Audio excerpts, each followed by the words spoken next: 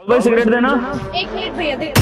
रुकिए, सिगरेट नहीं, आप चाय चाय दे दीजिए। अरे अभी तो आपने सिगरेट बोला है भैया, सिगरेट मेरी दुकान पे। नहीं नहीं दीदी, मैंने कहा ना मुझे सिगरेट चाहिए नहीं, चाय ही दे दीजिए आप। चाय चाहिए, ठीक है, आप वहाँ जाके बैठ जाओ, मैं बना दूँ। वैसे दीदी आप कौन हो और राहुल भाई कहाँ हैं? आप उनकी दुकान पे क्यों बैठे हो?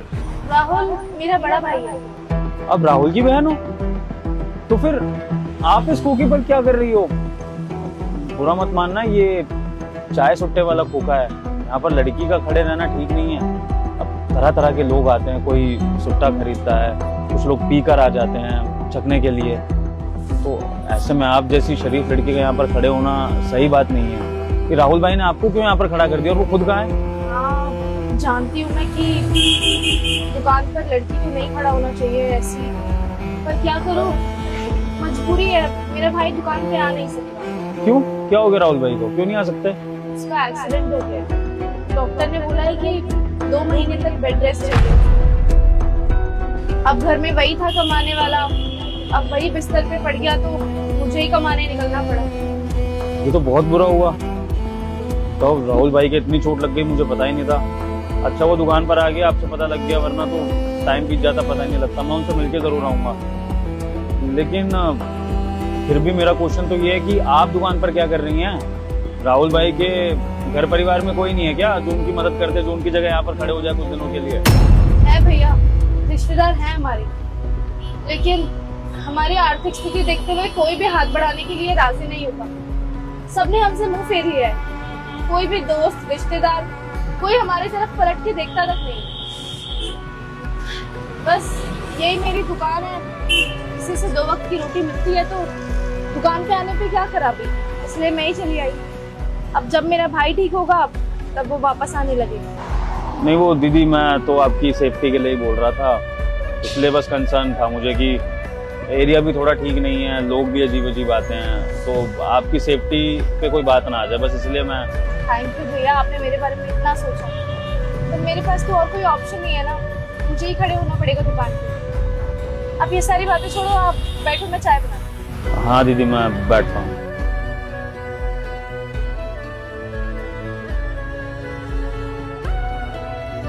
अरे कहाँ गए राहुल भाई, सिगरेट दे दो मेरी। राहुल नहीं है दुकान पे, मैं देती हूँ आपकी सिगरेट। ये कौन है? अरे जेरी भाई, ये अपने राहुल भाई की छोटी बहन है, आज ये बैठी हुई है खोखे पे। बहन? दीदी सिगरेट छोड़ दो, आप चाय कर दो आप। अरे आपको भी सिगरेट नहीं चाहिए? सिगरेट है भैया मेरी दुकान पे, मुझे पता है आपकी कौन सी, मैं दे रही हूँ ना। अरे कोई नहीं दीदी, आप चाय दे दो। ठीक है। अरे भाई क्या देख रहा हूँ, ये अकेली लड़की को दुकान पे बैठा दिया। राहुल भाई सटिया उटिया गया है क्या? यार गलत तो है ये, लड़की का खोखे पे खड़ा होना, जहाँ पर तरह तरह के लोग आते हैं, कुछ पिए हुए, कुछ ये सिगरेट वगैरह मांगने वाले जो सही नहीं होते हैं। पर क्या करें, राहुल भाई की भी मजबूरी है, जो अपनी बहन को उस तरह से दुकान पे भेजना पड़ रहा है। एक कोई भी मजबूरी हो, लेकिन एक चीज सोचना तो चाहिए इसको कि यहाँ लोग पी खा के तभी आते सुट्टा लेने के लिए, और कहीं छेड़छाड़ दे फिर कौन जिम्मेदार होगा इसका? और तुम्हें तो पता ही आजकल की दुनिया कितनी खराब है। सामने ही ठेका है और वहां से सीधा यहीं आते हैं सिगरेट पीने के लिए, गुटखा लेने के लिए, और फिर अकेली लड़की को देख के किसी का मन बहल गया, छेड़ दिया इसको, फिर कौन जिम्मेदार होगा? अरे जेरी भाई, अपने राहुल भाई का एक्सीडेंट हो गया है, बेड रेस्ट पर है वो, इनकी बहन ने बताया, जिसकी वजह से वो दुकान पर नहीं आ सकते हैं कैसे भी करके।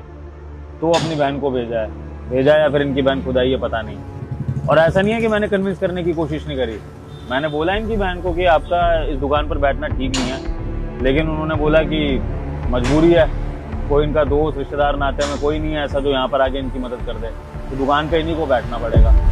अब जिस इंसान की रोजी रोटी उसकी दुकान हो, भला मैं उसको दुकान पे बैठने से कैसे रोक सकता हूँ जेरी भाई?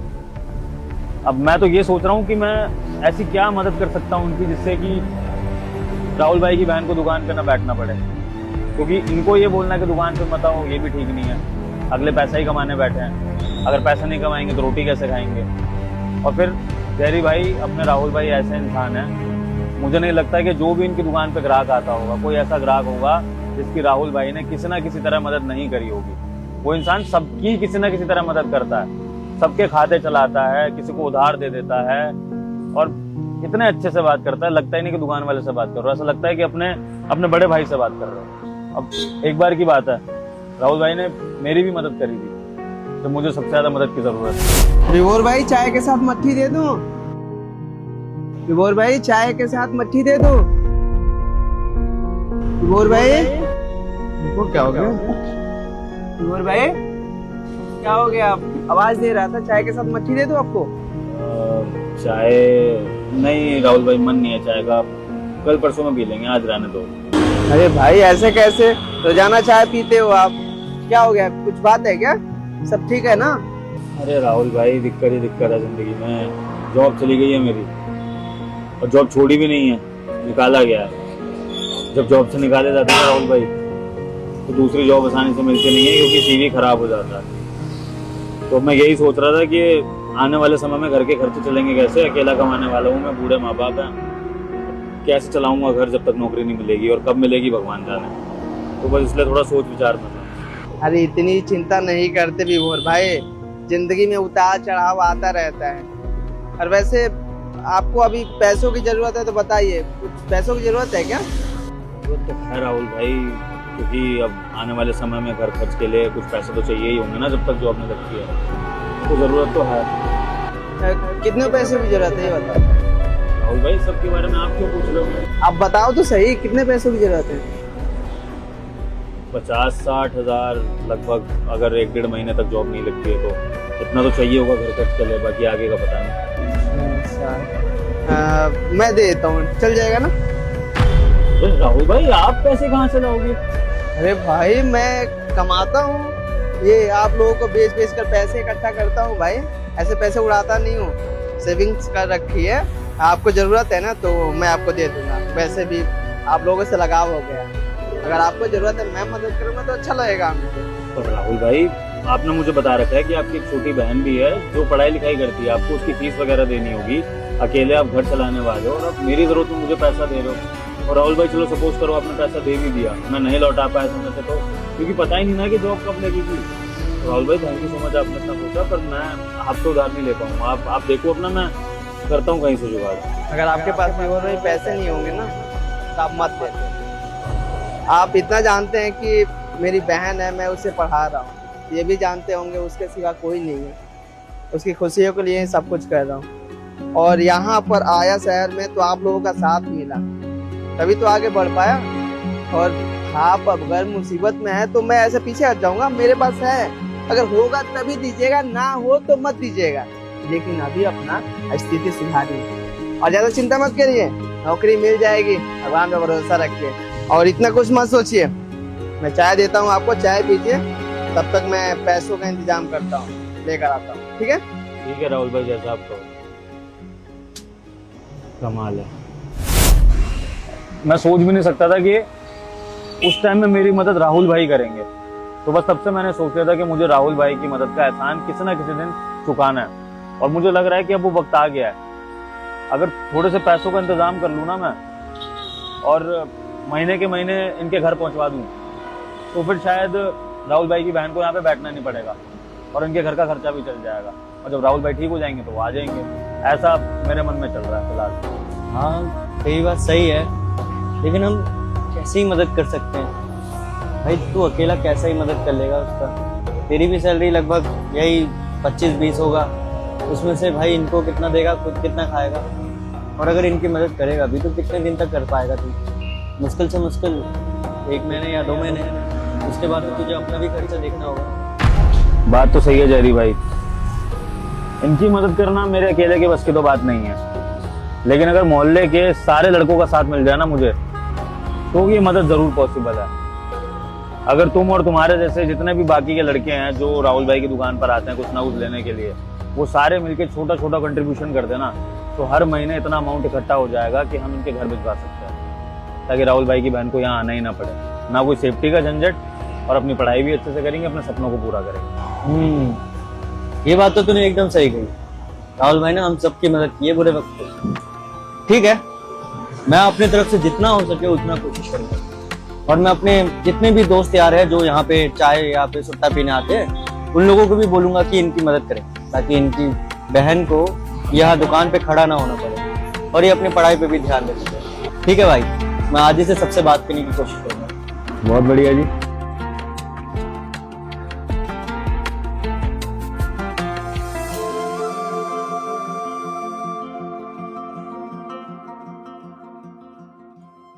कौन है? अरे कोई भी नहीं। ये क्या है? ये क्या है? ये सारे पैसे, चिट्ठी।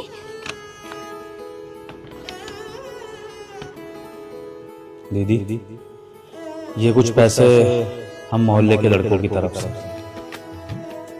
हमें अपना भाई समझना, राहुल भाई की तरह। और ये पैसे देने का कारण ये है कि हम सारे भाई नहीं चाहते हैं कि हमारी बहन को इस खोखे पर बैठना पड़े रोजी रोटी कमाने के लिए। आप अपनी पढ़ाई पर ध्यान दें और जिंदगी में आगे बढ़ें। घर कैसे चलेगा उसकी टेंशन आप अपने भाइयों पर छोड़ दीजिए। और ये मत समझिएगा कि ये पैसे देकर हम भाई आप पर कोई एहसान कर रहे हैं, बल्कि हम तो राहुल भाई के एहसान चुका रहे हैं ना, क्योंकि राहुल भाई ने हम सबकी किसी न किसी मोड़ पे भाई की तरह मदद करी। तो जब राहुल भाई को सबसे ज्यादा जरूरत है हमारी, तो फिर हम आगे कैसे नहीं आएंगे। प्लीज दीदी, इन पैसों को रख लेना और अब से दुकान पर बैठने की जरूरत है। मेरी झोली छोटी पड़ गई रे, इतना दिया मेरी माता ने, मेरी झोली छोटी पड़ गई रे, इतना दिया मेरी माता ने, मेरी झोली छोटी पड़ गई रे। बेटी, क्या? चावल तो दे दिए, जाओ। बेटी मेरी बात सुनो। क्या? अब जितना सामान था उतना दे दिया, पैसे वैसे नहीं है। बेटी मेरी बात सुनती जाओ। देखो मैं तुमसे कुछ कहना चाहती हूँ। मेरे पास जितने चावल थे मैंने सारे दे दिए, अब एक और दाना नहीं है मेरे पास। जितना दे दिया है उसमें सब्र कीजिए ना, प्रॉपर्टी के पेपर थोड़ी ना लिख दूंगी मैं आपके। पर बेटी तुमने अरे यार दे दिए है ना जितने चावल थे। यार मेरे को समझ नहीं आता, आपको जितना भी दे दो ना कम ही पड़ता है। देखो मेरा दिमाग खराब मत करो, सीधे सीधे चले जाओ, ठीक है ना? बेटी मैं कुछ कहना चाहती हूँ, तुम मेरी बात ही नहीं सुनना चाहती, तुम सिर्फ अपनी बोले जा रही हो। मुझे नहीं सुनना, आपको समझ में नहीं आ रहा है। आप प्लीज यहाँ से जाइए, जितने चावल थे सारे हो गए हैं। घर में और कोई अनाज है नहीं, वरना वो भी दे देती इतना कहने पे। तो प्लीज आप यहाँ से जाइए और मुझे भी शांति से रहने दीजिए। बेटी जो तुमने दिया है, क्या ये दान सच में मेरा है? हाँ हाँ आप ही को दिया है माँ जी। यहाँ कोई और दिख रहा है क्या आपको? आप ही को दिया है, इतने सवाल करने की क्या जरूरत है आपको? बेटी जो तुम दान देते हो ना, वो मैं मंदिर में एक संस्था चलाती हूँ। उस संस्था में गरीब भूखे बच्चे जो असहाय होते हैं ना, उन लोगों का खाना पानी चलता है। तब जाकर तुम लोगों को कहीं दुआ मिलती है, आशीर्वाद मिलता है उनका। तो तुम सोच समझकर बोलना कि जो तुमने दिया है ये सच में सब कुछ मुझे दान किया है ना? हाँ हाँ आप ही के लिए, और इसलिए तो दे रही हूँ ताकि वो बच्चे बूढ़े जो दुआ दे ना वो हमें लगे। तो इसीलिए आप मेरा मूड खराब मत कीजिए। बहुत ही मन से मैंने आपको सामान दिया है और आप प्लीज यहाँ से चले जाइए। अब मेरा दिमाग खराब हो चुका है, वैसे घर में इतना कलेश हो रखा है। बेटी मेरे जाने के बाद ना तुम्हारे घर में सच में कलेश होगा। देखो मैं तुमको फिर से बोल रही हूँ, जो तुमने मुझे दान दिया है वो मुझे ही दिया है ना, सोच समझ कर दिया है ना, वो मेरे लिए है ना। माता जी क्यों परेशान हो रही हो? और ये जो मैंने आपको दान दिया है ना, सुख के लिए दिया है, ताकि मेरे घर में भी थोड़ा सुख आए, कलेश के लिए नहीं दिया है। तो आपको जितना दान दिया है ना उतना रखिए और अब जाइए। ठीक है बेटी, आगे माता रानी की मर्जी। खुश रहो, आबाद रहो। माता रानी तो भला करेगी।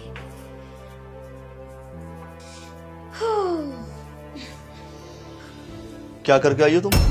मैं दान दे के आई हूँ, जस्ट अभी पुण्य कमाऊंगी मैं अभी। अच्छा, दान करके आई हो? बेवकूफ औरत, दान करके आई हो, कुछ और करके आई हो तुम? चावल देकर आई हूँ। ऐसा क्या हो गया, क्यों चिल्ला रहे हो? चावल दान करके आई हो, ऐसा थप्पड़ मारूंगा ना आंखें खुल जाएगी तेरी। जो इतने सालों से हम पैसे जोड़ रहे थे ना, किचन में जो डब्बा रखा रहता था चावल के नाम पे, तो वो 3-4 लाख रुपए देकर के आ गई। एक नंबर की बेवकूफ है। देखो मुझे बेवकूफ मत बोलो, मैं कोई बेवकूफ नहीं, समझे? बेवकूफ ना बोलो तो क्या बोलूं? मन तो कर रहा तुझे। कहाँ था तेरा ध्यान? चावल समझ के इतने सारे पैसे देकर क्या गई? सालों की मेहनत वेस्ट कर दी तूने हमारी। देखो, जो भी मैंने किया है उसका एक रीजन है। मैंने जानबूझ के किया है वो सब। जानबूझ के किया? मतलब इतने सारे पैसे तो उसको जानबूझ के देकर क्या गई? तूने ऐसा किया क्यों? बताना मुझे जरा। मैं बताती हूँ। एक्चुअली हुआ यूं कि जब मैं सोसाइटी से अंदर आ रही थी ना। क्या डॉक्टर साहब, 2.5 लाख रुपए चाहिए? ठीक है डॉक्टर साहब, मैं करती हूँ इंतजाम। आप मेरे पति का इलाज मत रोकिएगा, मैं पैसों का इंतजाम जल्दी कर देती हूँ। हाँ, मेरे पति को बचा लीजिए डॉक्टर साहब। ठीक है, मैं लाती हूँ पैसे। 2.5 लाख रुपए मैंने बोल तो दिया डॉक्टर से, मैं कहाँ से लाऊंगी 2.5 लाख रुपए? क्या करूँगी? हे माता रानी, अब तो तेरा ही आसरा, तू ही कोई चमत्कार दिखा दे माँ। 2.5 लाख। बस तभी मैंने उनकी बातें सुन ली। मुझे समझ नहीं आया कि मैं उनकी हेल्प कैसे करूं। इतनी बेबस लग रही थी, उनके पास कोई ऑप्शन नहीं था। और अगर मैं उनको पैसे नहीं देती ना तो हॉस्पिटल वालों ने साफ कह दिया था कि वो उनका इलाज नहीं करेंगे और उनके पति की डेथ हो जाती। अब तुम ही बताओ, इतना सब सुनने के बाद में मैं खुद को कैसे रोकती? शोएब, मैं बस उनकी हेल्प करना चाहती थी और कोई रीजन नहीं था। और पैसे ही तो है, पैसे दोबारा भी कमा लेंगे, लेकिन अगर उनके पति को कुछ हो गया तो बस इसीलिए मैंने उनको इतने सारे पैसे दे दिए। मैंने जो किया, क्या वो गलत था? नहीं, तुमने कुछ गलत नहीं किया, बल्कि तुमने बहुत अच्छा काम किया है। लेकिन तुम्हें पता है ना ज्योति, वो 3-4 लाख रुपए बहुत बड़ी रकम थी। कितने सालों से हम दोनों मिलके जोड़ रहे थे। वो हमारी सेविंग्स थी दिन रात की यार। खुदा ना खास्ता अगर हमारे साथ कुछ इंसिडेंट हो जाए तो हम किससे पैसे मांगेंगे? और ठीक है, अगर तुम्हें उनकी मदद ही करनी थी तो तुमने ऐसा चावल बोल के ऐसे दान क्यों दिए? तुम डायरेक्ट भी तो पैसे दे सकती थी उनको। क्या पता वो कैसे इंसान थी। अगर मैं उन्हें डायरेक्टली पैसे दे देती और कहीं वो मना कर देती तो इसलिए मैंने सोचा कि मैं उनको चावल के नाम पे पैसे दे देती हूँ तो वो मना भी नहीं कर पाएंगे और उनकी हेल्प भी हो जाएगी। और शायद तुम ही बताओ, अगर आज हमने किसी की हेल्प की है तो कल को हमारी भी तो कोई हेल्प करेगा ना। भगवान देखता है, वो भी तो नहीं चाहेगा ना अगर हमने किसी का अच्छा किया है तो कोई हमारे साथ बुरा करे। तो बस इसीलिए मैंने हेल्प की है और कोई रीजन नहीं था। बस सही कहते हैं, भगवान के यहाँ देर है अंधेर नहीं। हमने किसी की मदद की है, देखना हमारे साथ भी कुछ ना कुछ अच्छा ही होगा। बोलते हैं ना, आप भगवान के रास्ते में 1 रुपया खर्च करो, उसके बदले 10 गुना मिलता है। तो शायद हमें भी अब ज्यादा ही मिले। बाकी तुम परेशान मत हो, खाना लगा तो बहुत तेज भूख लगी है। बेवकूफ पता नहीं।